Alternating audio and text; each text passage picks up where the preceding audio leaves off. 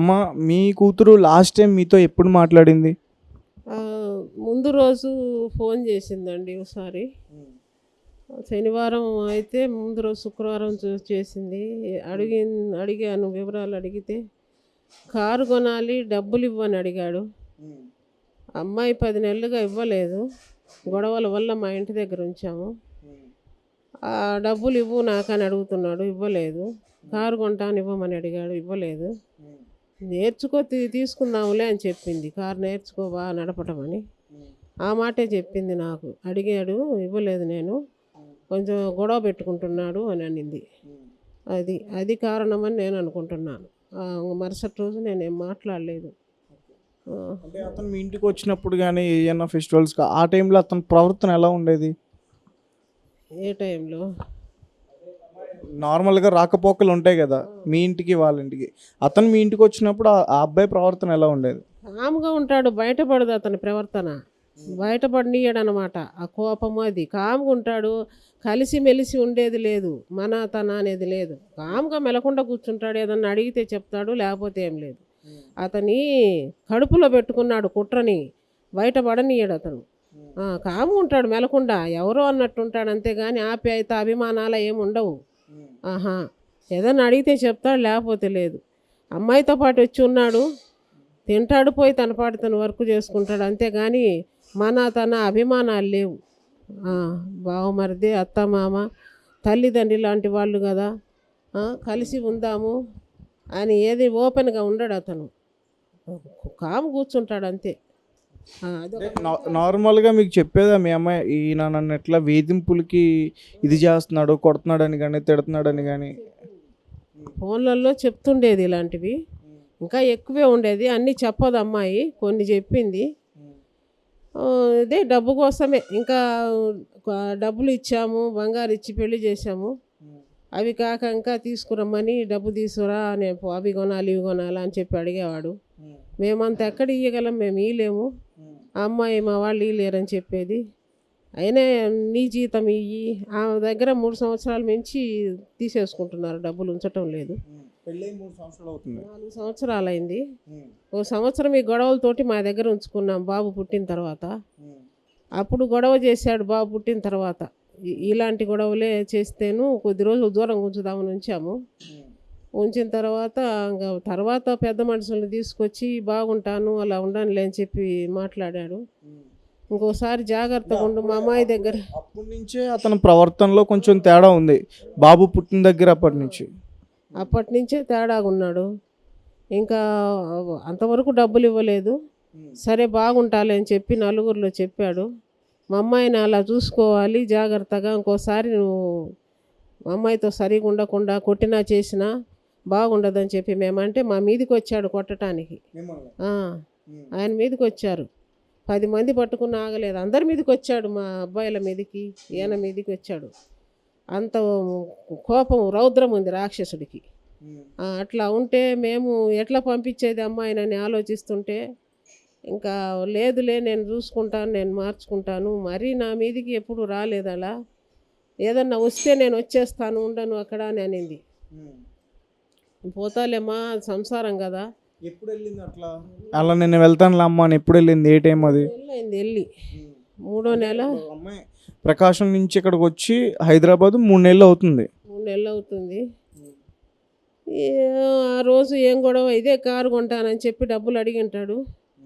అడిగతోటే ఏమేమి వాదించుకున్నారో తెలియదు ఇంతకీ. అమ్మాయిని ఆ విధంగా ముందు నుంచి వేధిస్తున్నాడు.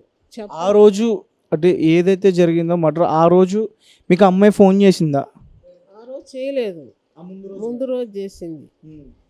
ఫోన్ చేసి గొడవల గురించి చెప్పింది మీతో. ఇంకా తర్వాత చేయలేదు. ఆ రోజు ఏం వాదించుకున్నారో తెలియదు. ఏకంగా నా కూతుర్ని నరికి పారేశారయ్యా. పిల్లలు లేకుండా చేశాడు వాడు. అతికిరా మనసులో కుట్ర పెట్టుకున్నాడు వాడు. ఏ రోజు బయటపడలేదు, కోపం ప్రదర్శించలే, ఏదన్నా అడిగినా చెప్పడు. నువ్వు ఇన్నాళ్ళు దూరంగా ఉన్నావు, రాలేదు, రమ్మంటే కచ్చ పెంచుకున్నా నీదా అని చెప్పాడంట పోలీసులకి. రాలేదు, డబ్బులు ఇవ్వలేదు, నువ్వు డబ్బుల కోసమే గొడవ అంతా. అని చెప్పి అంటే మిమ్మల్ని కట్నం ఎక్కువ కావాలని అట్లా మిమ్మల్ని ప్రయత్నించాడా? అమ్మాయి తొడిగిచ్చాడు ఇవ్వమని.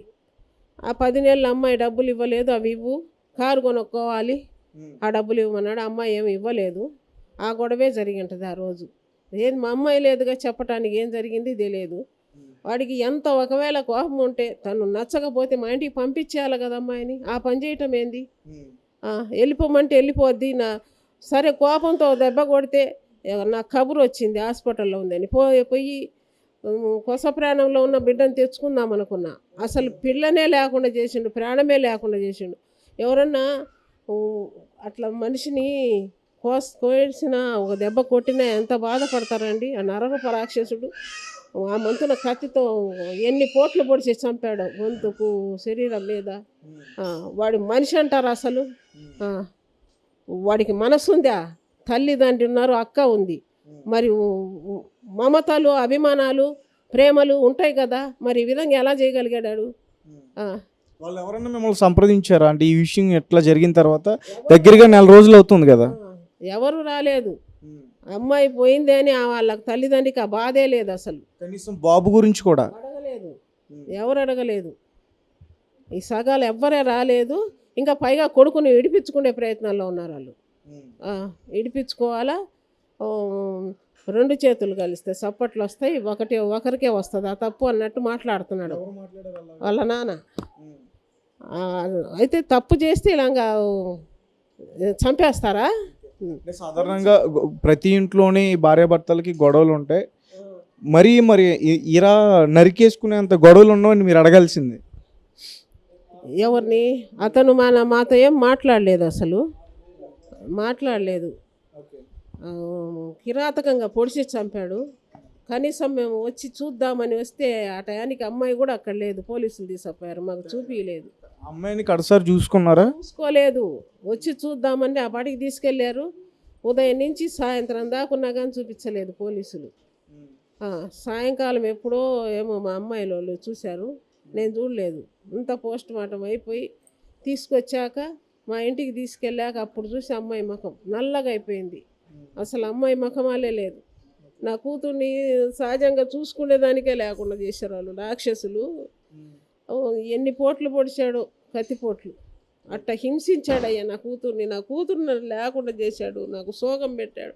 ఇట్లాంటి బాధలు వాళ్ళకు తెలిస్తే కదూ ఆ నరరూప రాక్షసుడికి, వాడికి చంపి ఇట్ట కత్తిపోట్లు పొడిస్తే కదా వాడికి, వాళ్ళ తల్లికి ఆ బాధ అనేది అర్థమయ్యేది. నేను పడే బాధ వాళ్ళకి ఎట్ట తెలుస్తుంది? నాకు శోకం పెట్టాడు నాయన. నా బిడ్డ లేకుండా చేశాడు. ఇప్పుడు నాకు పిల్లరా కావాలంటే ఎవరిస్తాను నాకు బిడ్డని? అట్లాంటి బిడ్డ ఎట్ట వచ్చింది నాకు? ఈరోజు వస్తుందా? ఇన్నకుండా చేశాడు నా బిడ్డని. ఇప్పుడు అబ్బాయి పరిస్థితి ఎట్లా ఉందండి? అబ్బాయి మీతో ఉంటున్నాడా? పిల్లాడు మాతోనే ఉంటున్నాడు. మా దగ్గర ఉండక ఎక్కడ ఉంటాడు అబ్బాయి? మేమే చూసుకుంటున్నాం. ఇంకా అబ్బాయికి ఇంకా ఏమన్నా రావాల్సినవి ఇస్తారో, ఆ కోర్టు ఏం న్యాయం చేస్తుందో తెలియదు. మరి ఎలాంటి న్యాయం కావాలని మీరు కోరుకుంటున్నారు? పోషణకు కావాలి కదా డబ్బు, అది కావాలి కదా, అదే న్యాయము. వాడి ఆస్తి ఇప్పుడు ఈ చంపినోడు ఒకడే వాళ్ళ నాన్నకి, వాడికి వీడు ఒకడే. మరి ఆస్తికి వారసుడు వాడే కదా. వాడి ఆస్తి వాడికి రావాలి.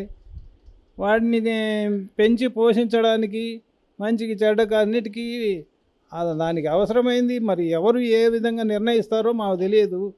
వాడిని మాత్రం కఠినంగా శిక్షించాలి. వీలైతే ఉరివేయండి, సమాజానికి మేలు చేయండి. సమాజంలో ఇటువంటి చెడు పురుగు ఉండకూడదు. సో గైస్, చూశారు కదా, ఇది చాలా బాధాకరమైన విషయం. ఎందుకంటే అబ్బాయిని చూస్తుంటే చాలా జాలి అనిపిస్తుంది. అబ్బాయికి దగ్గరగా 1.5 సంవత్సరాలు మాత్రమే ఉన్నాయి. అమ్మ అంటే కూడా అమ్మ ఎవరు ఎలా ఉంటుంది అనేది కూడా అతనికి తెలియదు. నాన్న అంటే ఎవరు ఎలా ఉంటారని తెలియదు. పాపం ఏమీ తెలియకుండా వీళ్ళ దగ్గరే పెరుగుతున్నాడు. ప్రస్తుతం వీళ్ళ పరిస్థితి కూడా అంతంత మాత్రమే. ఏదో రెక్కల కష్టం చేసుకుని అమ్మాయిని చదివించుకుని ఒక మంచి అబ్బాయికి ఇచ్చి పెళ్లి చేద్దామని చేశారు. కానీ తీరా చూస్తే అమ్మాయి ఒక రక్తపు మడుగులు ఇలా కనిపించింది. ఆ తల్లి ఆవేదన అయితే నాకు అర్థమవుతుంది.